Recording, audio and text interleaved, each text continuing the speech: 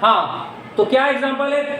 Should have been, होना चाहिए था का। एक और example, Surya should have been, Surya को होना चाहिए था इन जिम एट 7 PM, 7 बजे सूर्या को जिम में होना चाहिए था।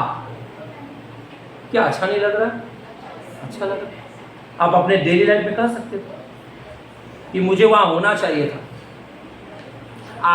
I should have been there, I should have been there, इसको हिंदी में क्या बोलेंगे? मुझे वहां होना चाहिए था।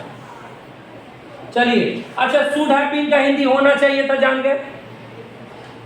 शुड हैव बीन का एक और हिंदी होता बाबू, किया जाना चाहिए था।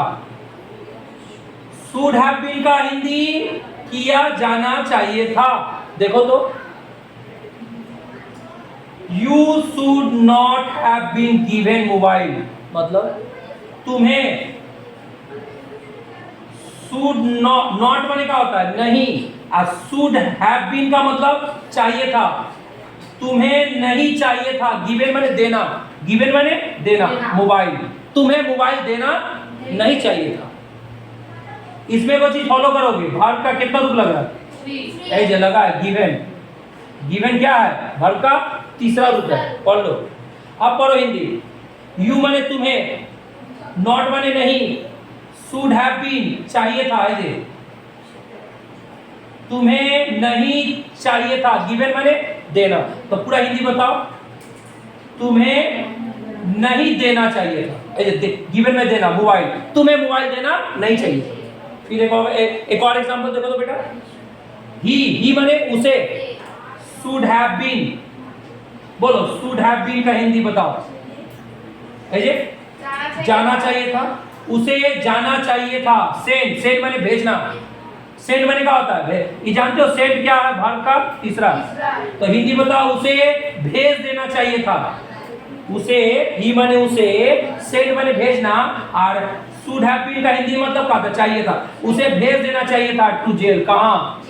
उसे जेल में भेज देना चाहिए था। क्यों गुस्सा का नहीं बोलते हैं किसी को? तुझे तो पागल खाना भेज देना चाहिए था, तुझे पागल खाना भेज देना चाहिए था। इंग्लिश में कैसे बोलेंगे? You should have been sent to jail, तुम्हें माने यू से, यू शुड हैव बीन चाहिए था, सेंट भेजना, टू जेल, या जेल नहीं क्या बोलेंगे? To mental hospital. इसको बनाओ, दे माने उन्हें, उन लोगों को, शुड हैव, यहां बी छूट गया बेटा,